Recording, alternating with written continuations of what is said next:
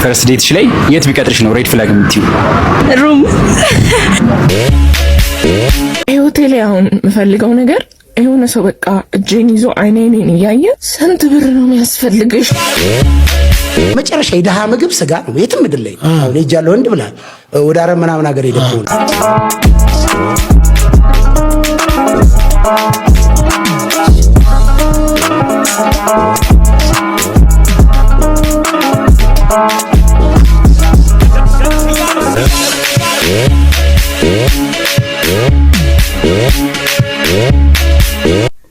ሰላም ጤና ይስጥልኝ ውድ የእንግዳው ቲቪ ቤተሰቦች እንኳን ወደዚህ የዩቲዩብ ቻናል በሰላም በጤና በፍቅር መጣችሁልኝ። በያላችሁበት ሰላማችሁ ብዝት ይበል። እንግዲህ ዛሬም እንደተለመደው እናንተን ዘና ፈታ ያደርጋሉ ብዬ ያሰብኳቸውን ቪዲዮዎች ሰብሰብ አድርጌ ይዤላችሁ መጥቻለሁ። ሐሳብ አስተያየት በሚፈልጉ ቪዲዮዎች ላይ ሐሳባችሁን በነፃነትና በጨዋነት በኮሜንት መስጫ ስራ አስቀምጡልኝ። እንዲሁም ደግሞ ላይክ፣ ሰብስክራይብ እያደረጋችሁ እንድታበረታቱኝ እጠይቃችኋለሁ። ወደ ቪዲዮ ሰማ ወንድም ይቅርታ፣ ረዳት ፒያሳነሽ። አይ ለመሄድ ፈልጊያለሁ። እንትን ይሄ ቪዲዮ ስንት ላይ ከገባ ሱሪን ከፍታ አደርገዋለሁ። ጻፍ ፈልገሽ ነው እንዴ? ተረጋጋ እንጂ። ኧረ ትሬንድ ነው። ሰማ ኧረ ከረዳት ጋር ሰፋጣ ይቅርብህ። በቃ ምንም ብትላቸው አይሰሙህም። እየነገርካቸው ሁሉ ብራዘር የቄጥን ፍንክት አታሳየኝ እንጂ ምናምን እያልከው ምንም ቼክም አያደርግም።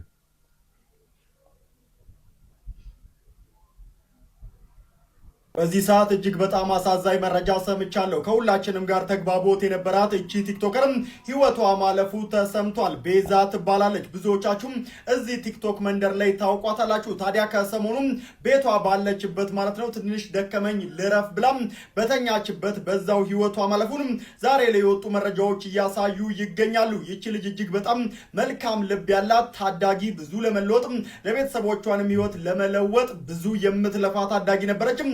አሁን ላይ ግን በድንገት ህይወቷ እንዳለፈ በዛሬው ዕለትም እነ ጉርሻ ፔጅ ፖስት ሲያደርጉ ሳይ እጅግ በጣም ደንግጫለሁ፣ እጅግ በጣም አዝኛለሁ። ነፍስ ይማር ከማለት ውጪ ምን ማለት እንዳለብኝም ግራ ገብቶኛል። ቤዛ ታዲያ እንደምትመለከቱት ከ219,000 በላይ ተከታዮች ነበሯት። ብዙዎችን በመምከርም ብዙዎችንም እንደዚሁ ችግር በሚኖሩ ሰዓትም በማጽናናት ቪዲዮዎችን ትሰራ ነበር።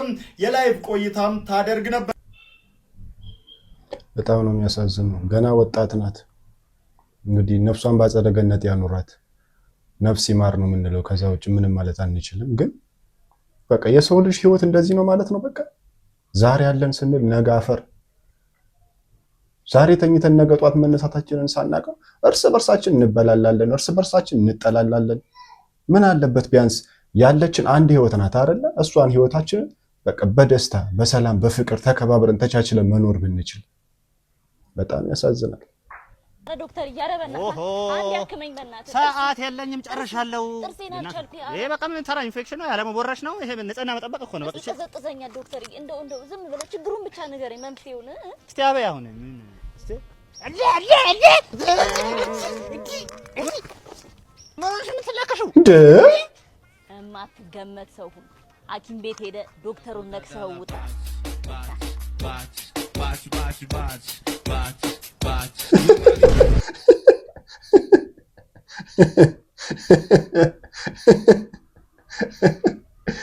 አረ የማትገመኑን ትሬንድ በቃ ሌላ ታሪክ ውስጥ ገብቷል እንዴ! ጭራሽ የዶክተር እጅ መንከስ።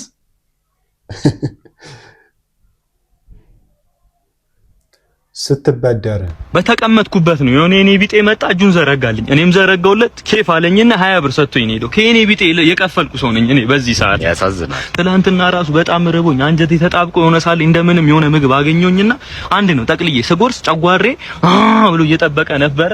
ምግቡ ገና ጨጓሬን ሲያው ተመልሶ ወጣ፣ ፈርቶት ማለት ነው። እኔ እንጀራውን እንዴት እንደሚጠቀለል ጠፍቶብኛል በዚህ ሰዓት በጣም ብዙ ጊዜ ስለሆነኝ ከበል እንደከሰው ራሱ ያወቅኩትኝ ትላንትና ልሻን የሆነ ቦታ ቆሜ ዚፔን ከፍቼ ስገባ አጣሁትኝ። ደንግጬ ስፈልገው አንዱን ፍሬ አገኘሁ። ፍሬን ተከትዬ ሲሄድ ነው እዚህ ካፌ ስራ አግኝቼው የሸነውት ራሱ የሆነን ሰውዬ ራሱ አክብሬ ሰላም ልላቸው ማልጣቴን ያወጣሁባቸው መስሏቸው እኮ ሊቀጠቅጡኝ ሁላ ነበር። እኔ መታወቂያ ላይ ካሉ ፎቶ ጋር እኮ በዚህ ሰዓት የምንመሳሰለው በጾታ ብቻ እኮ ነው። ተው ይሄን ያህል እንኳን አታማር። አልደረሰበት። እኔ ውሃ ሲጠማኝ እኮ እምባዬን ነው አልቅሼ እያልኩ መጠጣው። ራሴን ለማጥፋት ሁሉ ያላረኩት ነገር እኮ የለም እኮ። ልሰምጠው ዘልዬ በገባ ተንሳፈፉ። በረኪና በጠጣ ተስማማኝ። ራሴን ልሰቅ ጫካ በገባ ሆዴና ሞኝ አርቼ ነው የተመለስኩት። ለሊት ራሱን የሆዴ ጩኸት በቃ አውሬ እየመሰለኝ እነሳለሁ። በቃ ያጓራል ነው ማለት ያጓራል። የሆድ ጩኸት ቋንቋ የሚችል ሰው ጋር ራሱ ሄጄ ሳሰማ ጨጓራህን ጉበትህን ነው የምበላልህ እያለ እየዛተብህ ነው አለኝ። ጨጓራዬ እኮ የሚዝትብኝ ሰው እኮ ነኝ እኔ እኮ። እስቲ ሁሉን ተውና ፈገግ ለማለት ወይ ፈገግ። እኔ በዚህ ሰዓት መጣ እኔ ብትኮረኩረኝ ራስህ ነህ የምትስቀው። እሺ ቆይ ለመሆኑ ስንት ብር ነው የፈለግኩት? እኔ 2000 ብር ነው የፈለግኩት። የለኝም። ችግር የለውም። ለእኔ የጠለቀችው ሳይ ጠልቃ አትቀርም፣ ትወጣለች። ያኔ ስትወጣ ግን ማለት ነው ስትወጣ ምን በቃ እሞቃታለሁ። ሌላ ምን ይሄ ሁሉ አስለፍልፎ የለኝም። ኧረ በጣም ይከብዳል እንዴ! ይሄ ልጅ ግን እኔ ግርም ነው የሚለኝ። በቃ ከመጀመሪያው እስከ መጨረሻው ትትትትት ነው፣ ምንም አይስትም።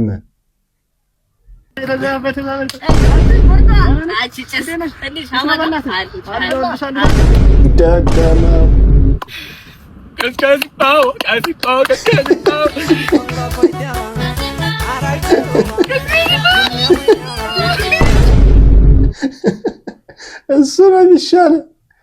ግርጣት ጤና ይስጥልኝ። በኑሮ ውድነት፣ በስራ ማጣት፣ በልብ ስብራት ድብርት ውስጥ ገብተዋል? አያስቡ። በቀላሉ ከድብርት የሚወጡበትን መፍትሄ ይዘን መጥተናል። ጃንጋ የድብርት ማስለቀቂያ። ጃንጋ መድኃኒትን ሲወስዱ ከነበሩበት ድብርት በ1 ሰከንድ ውስጥ ይላቀቃሉ። ጃንጋ ጥራቱን የጠበቀ ከምግብና መድኃኒት ቁጥጥር ባለስልጣን ፍቃድ ያገኘ መሰለኝ ብቻ ከድብርት ያወጣል። እስኪ ከተጠቃሚዎቹ አንደበት እንስማ። እኔ ጃንጋ መድኃኒትን መጠቀም ከመጀመሪያ በፊት ድብርት ውስጥ ስለነበርኩኝ እቅማለሁ፣ አጨሳለሁ፣ እጠጣለሁ። ግን ጃንጋ መድኃኒትን መጠቀም ከጀመርኩ በኋላ መቃም፣ ማጨስ፣ መጠጣት አላቆምኩም። እኔም በስራ ማጣት ምክንያት ድብርት ውስጥ ስለነበርኩኝ ጃንጋ መድኃኒትን መጠቀም ከጀመርኩ ጀምሮ ደስተኛ ሆኛለሁ። እውነት ጓደኛዬ፣ ጃንጋ መድኃኒትን መጠቀም ከጀመርክ ጀምሮ በጣም ደስተኛ ነህ። እንዴታ! ጃንጋ መድኃኒት እኮ ይለያል። አረ እዚህ ጋር ነኝ እኮ። ጃንጋ መድኃኒት ከተለያዩ ተፈጥሯዊ ነገሮች የተሰራ ሲሆን እነሱም ዕፀ ፋሪስ። ጃንጋ መድኃኒትን ሲጠቀሙ እነዚህ ምልክቶች ላይ ትኩረት ያድርጉ። ማቅለሽለሽ፣ ማስመለስ፣ የሞተ ሰው ማየት፣ የእጅና የእግር ቦታ መቀየር፣ ማስነጠስ፣ ማሳል፣ የአይን መሟሟት፣ አይን ገልጦ መተኛት፣ የሆድ ቁርጠት፣ የሰውነት መዛል፣ የአፍ መጥበብ፣ የቂጥ መንሰር፣ የማህፀን መላላት፣ የአይምሮ መክዘን እና የመሳሰሉትን ምልክቶች ካያችሁ መድኃኒቱ በአግባቡ እየሰራ እንደሆነ ታረጋግጣላችሁ። ጃንጋ መድኃኒትን ከፈለጋችሁ ደግሞ በማንኛውም መድኃኒት ቤት የለም፣ በራሳችን ታታሪ ሰራተኞች ያላችሁበት ድረስ በነፃና በድብቅ እናደርሳለን። ፖሊስ ከሌለ ማለት ነው።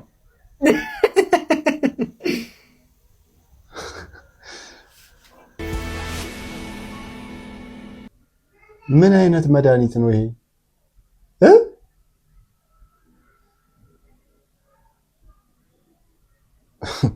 ገብቷችኋል? እኔ አልገባኝም። ምን ማሳበጃ ነው መድኃኒቱ? ጤነኛውን ሰው እንደገና ማሳበድ ነው? አንድ ጊዜ ይህንን ቪዲዮ ተመልክተን እንመለስ።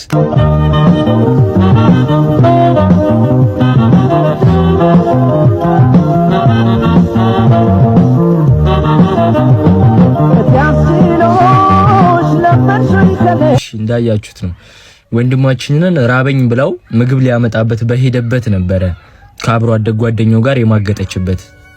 ወንድማችን ይሄንን አልጠበቀውም ነበረ። የአስፓልቱ ጠርዝ ላይ ቆሞ ሚያው ሚያው ሚያው ነው ያለው 3 ጊዜ። ኦ ማይ ጋድ ለማለት እንደፈለገ ያስታውቃል። ግልጽ ነው። ወንድማችን መኪና ባለው ድመት አይደለም የተተካው። ወንድማችን የተሻለ አይጥ ማምጣት በሚችል ድመት አይደለም የተተካው። ማየት ይቻላል። አይጡን አለ የተባለ አይጥ ነው ይዞ የመጣው። ወንድማችን የሚጎለው ነገር አልነበረም። የተሻለ ድመት መጥቶ ቢተካኩ ወንድማችን የገረመውም አስፓልቱ ጠርዝ ላይም ቆሞ ሚያው ሚያው ያለው ስላልጠበቀው ነው። ገርሞታል ወንድማችን። ብዙዎች ለቁም ነገር የሚፈልጉት ኩሩ ቤተሰብ ያሳደገው ጅንን የሆነ ድመት ነበረ ወንድማችን። ግን አታመልጥም። ተተክቷል ወንድማችን። ይሄ አይገባውም ነበረ። ለእንክብካቤው ለአለው ባይነቱ ይሄ አይገባውም ነበረ። ወንድማችን ከዚህ በኋላ ፍቅር ውስጥ ይገባል አላውቅም። ወንድማችን ማንን ያምናል አላውቅም። ወንድማችን ወዴት ነው የሄደው አላውቅም። ታጥፎ በቅያሱ በኩል ነው የገባው። ከዛ በኋላ አልታየም። አይጡ የወረደው አይጥ ራሱ ቼክ ሊያደርገው ሂዶ ነበር፣ አላገኘውም። 3 ጊዜ የሚያው እንዳለ ወንድማችን አልተመለሰም። ኮሜንት ላይ አይዞህ እንለዋለን። መቼ ነው የሚያበቃው? አይዞህ ወንድማችን አለን። ኢዮማ ሁል ጊዜ ከጎንህ አለ። ኢዮማ በወንዶች ጉዳይ ታፍሮና ተከብሮ ለዘላለም ይኖራል። ሀዘናችሁን ኮሜንት ላይ ያሳዩ። አመሰግናለሁ። እንግዲህ እንዳያችሁት ነው። ዴቤክ ደግሞ አሁን ጭራሽ ብሎ የወንድ ድመቶችም ተቆርቋሪ ነኝ ብሏል። መቼም አህያን ወልድ ቆይ አሁን ድንገት ተነስቶ ሊሄድ ነውን ማለት ምን አመጣው? ለስሙ ፍቅረኛ ነህ እንጂ አንድም ቀን እንደ ፍቅረኛ አኑረኸኝ አታውቅም። ማለት ከዚህ በላይ የጓደኞቼን ቦይፍሬንዶች ግን አይታቸዋል? እነዛ ህይወታቸውን በድግስ የከበቡት ለፍቅራቸው ሲሉ ነው የሚደግሱት። ስላላቸው ነው የሚደግሱት። ከገንዘቡ በላይ ፍቅር ስላላቸው። አዎ። እሺ ምን እንዳደርግ ነው የምትፈልጊው? ጥሩ። መጀመሪያ የሚያምር ቪው ያለው ቴራስ ላይ ጓደኞቼና ቤተሰቦቼ በተሰበሰቡበት ታገቢኛለሽ ወይ ጥያቄ ታቀርብልኛለህ። 4 ዓመት ሙሉ ፍቅረኛሞች የሆኑ ልንጋባ መሰለኝ። ጥያቄው ምን አመጣው? ልጨርስ። ከዛ ልክ እንደ ነሊያ ሽምግልና በብዙ መኪና 40 የሚሆኑ ሽማግሌዎችንና ትልቅ አበባ ባይሱዙ አስጭነ ሽምግልና ትልክልኛለህ። ከዛ እስከ ዛሬ ታይቶ በማይታወቅ የብራይዳል ድግስ ትደግስልኛለህ። ጥሎሹን ደግሞ ከዚህ በፊት የትም ተጥሎ ማያቅ ሰው ልጥ አይደልሻ? እሱ ነው ተጥሎ ማያቀው። እየቀለድኩ አይደለም። ከዛ የሜሪ አይነት 3000 ወዳጅ ዘመዶቻችን በተሰበሰቡበት ድል ባለ ሰርግ እንጋባለን። ከዛ በተጋባን 3000 አጥሮፋት ስማሽን ለየት አድርገን እንደግሳለን። የልጃችንን ጾታ ስናቅ ደግሞ ጀንደር ሪቪል ፓርቲ ቀውጥ ያድርገን እናዘጋጃለን። ምንድነው ደግሞ እሱ? የልጃችንን ጾታ በማወቃችን የሚዘጋጅ ፕሮግራም ነው። ወንድ ወይንም ሴት ነው የምንወልደው? ወይ ጉድ! መቼም አህያን ወልድ። ለነገሩ አህያ ብንወልድም ወንድ ወይ ሴት ነው የሚሆነው። በቃ ቀለድክ እንዴ? ለዚህ ሁሉ መደገሻ ከየት ነው የምናመጣው? ያለን ይበቃናል እና ከሰውንናስ። አሃ ያለንም በሙሉ እንደግስበት። መልካም ህይወት። ቃሌ ሰው እንደ ቤቱ እንጂ አይኖር እንደ ጎረቤቱ የሚለውን ዘፈን አድምጭ። በጣም ጥሩ ሐሳብ ነው። ያው እንደተለመደው ባርኮት ሁሌም የሚያመጣቸው ቪዲዮዎች አስተማሪ ናቸው። አሁን ይሄ ምንድነው የሚያሳየው? በቃ ከቅርብ ጊዜ ወዲህ የምናያቸው ድግሶች፣ የምናያቸው ሽምግልናዎች፣ የምናያቸው ጥሎሾች በቃ ከባህል ያፈነገጡ ጭራሽ ወጣ የሌሉ ነገሮች ናቸው። አንዳንድ እንስቶቻችን እህቶቻችን ደግሞ ይሄንን እያዩ ባሌ ለምን እንደዚህ አላደረክልኝም፣ እንደዚህ ካላደረክልኝ አላገባህም፣ የግድ እንደዚህ ማድረግ አለብህ መባባል ተጀምሯል። በቃ ሰው እንደ ቤቱ እንጂ እንደ ጎረቤት አይኖርም። አለቀ። የእናንተን ኑሮ እናንተ ናችሁ የምትኖሩት። የእናንተን ኑሮ ጎረቤታችሁ ሊኖርላችሁ አይችልም። የጎረቤታችሁ ኑሮ ደግሞ እናንተ ልትኖሩት አትችሉም። ባላችሁ ነገር ደስተኛ ሆናችሁ ተከባብራችሁ ተቻችላችሁ መኖር ብቻ ነው ያለባችሁ።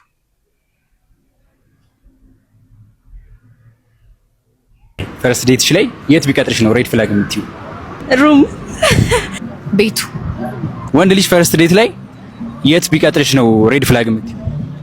ሲኒማ ወይም ቤቱ። ፈርስት ዴት ላይ የት ቢቀጥርሽ ነው ሬድ ፍላግ ነው የምትይው? ቤቱ። ሩም ላይ። እንግዲህ ወንዶች እየሰማችሁ ነው። ፈርስት ዴት ላይ ሩም አትቅጠሩ፣ ቤታችሁ አትቅጠሩ፣ ሲኒማ ቤትም አትቅጠሩ። እኔ አላልሁም፣ ሴቶቻችን ናቸው ያሉት። እስኪ እናንተ ፈርስት ዴት ላይ ምን ብትባሉ ነው ሬድ ፍላግ የምትሰጡት? ሐሳባችሁን ኮሜንት መስጫ ስራ አስቀምጡልኝ። ሌሎቹ እናቶች ስናመሽ እንዴት እስከዚህ ሰዓት ድረስ ታመሻለሽ? እንደው አያሳፍርሽም? ምን ይልሻል የሰፈር ሰው? በዚህ ሰዓት ስትገቢ እንደ ጎረምሳ በሌሊት ትገቢያለሽ ጭራሽ። ምን ይሻልሻል? እሺ ምን ላድርግሽ? ምንድነው የሚሻለኝ? እሺ እኔ ካንቺ ጋር እኛ ትዴት መጣሽ? ጎረምሴት በዚህ ሰዓት ነው የሚገባው አይደል? ባይ ባይ ናይ ውረጅ ውረጅ። ምኑን ነው የምወርደው? ወራጂ ብር አምጪ። ከዚህ በኋላ ከ2 ሰዓት ተኩል በኋላ የገባ ቅጣት አለው። በቃ አምጪ። ኧረ እማዬ በየ30 ደቂቃው 1,000 ብር ትከፍያለሽ። ከዚህ በኋላ ከ2 ሰዓት በኋላ ከገባሽ በቃ አምጪ። አሁን የገባሽው 3 ሰዓት ተኩል ስለሆነ ቅጣቱ 1500 ብር ነው። ከዚህ በኋላ ካንቺ ካንክርክ ሰልችቶኛል። ይኸውልሽ አንቺ ባመሸሽ ቁጥር እኔ ቢዝነስ ብሰራ እስከ ዛሬ የት በደረስኩ ነበረ። በቃ የዘንድሮ ልጅ ብር ማምጣት አትወዱ። አምጪ፣ ብሬን አምጪ። በቃ አለቀ። خلاص ጉራጌ ማም ይመቻት። አቦ ጉራጌ በሰዓት ነው በቃ 1 ሰዓት ካመሸ 1000 ብር ትከፍላለህ። 2 ሰዓት ካመሸ 2000 ብር ትከፍላለህ። እሺ ጋይስ አሁን ገና ከእንቅልፌ መነሳቴ ነውና ዛሬ ያለ ስልክ ቀኑን ሙሉ እንውላለን ማለት ነው። ከስልክ ያለ ስልክ ቀኑን ሙሉ እንውላለን። እየከበደን ነው አይደል? ያለ ስልክ ማለት በጣም ቁጥጥጥ እያደረገን ነውና እንዴት አይነት ውሎ እንደሙል አብረን እናያለን። በጣም ያበደ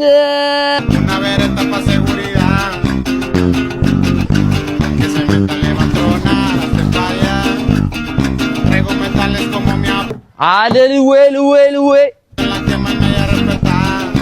ከመጽሐፍ ገጽ ላይ 2 ገጽ እንቀጥል። ድርቆሽ ፍርፍር መብላት ይዋጥጣልን ጥል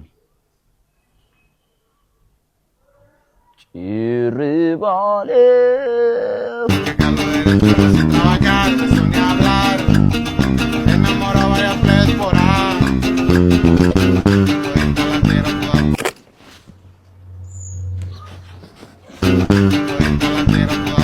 ቆሞን በፕላስተር አስያዘው። እውነት ነው። ከስልካችን ጋር ያለን ቁርኝነት ሌላ ደረጃ ደርሷል። ሌላ ደረጃ። ጠዋት እንኳን ከእንቅልፋችን ስንነሳ መጀመሪያ ቼክ የምናደርገው ምንድነው? ስልካችንን ነው። ሽንት ቤት ስንገባ ከስልካችን ጋር ነው። የትም ነገር በቃ ምንም ነገር ስናደርግ ስልካችን ላይ ነው። በቃ ስልካችን አጠገባችን፣ ስልካችን አብሮን ካደለ በቃ ምንም ነገር መንቀሳቀስ ሁሉ ምንችል አይመስለንም። በቃ ከዓለም የተለየን ነው የሚመስለን። በቃ ሁሉ ነገራችንን እንኳን ስልካችን ተቆጣጥሮታል። እስኪ እናንተ ካለ ስልካችሁ ምን ያህል ጊዜ ትቆያላችሁ? ሐሳባችሁን ኮሜንት መስጫ ስራ አስቀምጡልኝ። የራሰ መጣ ምንድነው አንተ? ወይኔ አባዬ ጉድ ተሰርቼ ነበር ዛሬ ፖሊሶች ይዘውኝ ነበር። ፖሊስ? አረ ወይኔ እንዴት እንደተረፍኩኝ አባዬ። ለምንድነው የሚይዝህ? እዛ ጓደኞቼ ጋር ተሰብስበን እየጦዝን። ምን እያልን? እየጦዝን አባዬ። እየጦዝን ማለት እየሳባችሁ? አዎ እየሳበን ምን እንዳልገባ። This is the end። እነሱ ቢይዙኝ ይሻለኝ ነበር። ይሻል ነበር። ጭራሽ ከነሱ አመለጥኩ ብለህ መጠል አባት ወከው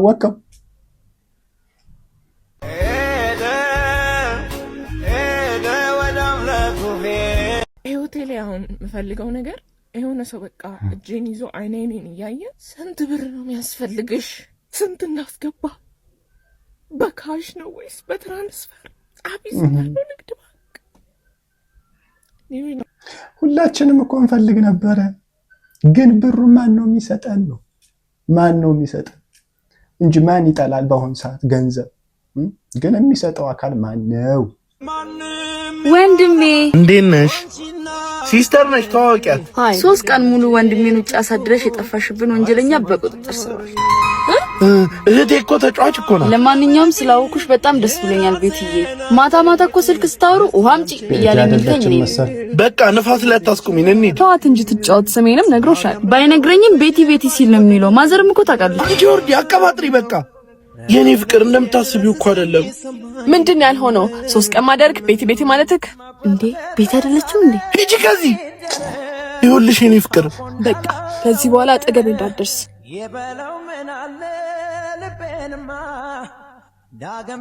አጠፋው እንዴ? ኧረ አላጠፋሽ። አፍሽን ቢሰፉት በቂጥሽ የምታወሪ ቀዳዳ። አንዳንድ ሰው እንደዚህ ነው። በቃ ከመድረሱ ምንም ነገር ሳያገናዝብ ዝም ብሎ እንደመጣለት ያወራል። ችግር ከፈጠረ በኋላ ነው ተረጋግቶ ማሰብ የሚችለው። ትንሽ ብትረጋጋው ምን ችግር አለው? ሰላም ብላትስ ብትሄድ ምን ችግር አለው? መጨረሻ የደሃ ምግብ ስጋ ነው። የትም ምድር ላይ አሁን ሄጃለሁ እንድ ብላል ወደ አረብ ምናምን ሀገር ሄደው ነው የሚጠበሰው ዶሮ ምናምን እንትን ነው የሚበላው ደሃ ማለት ነው። ጃክ ፉድ ነው።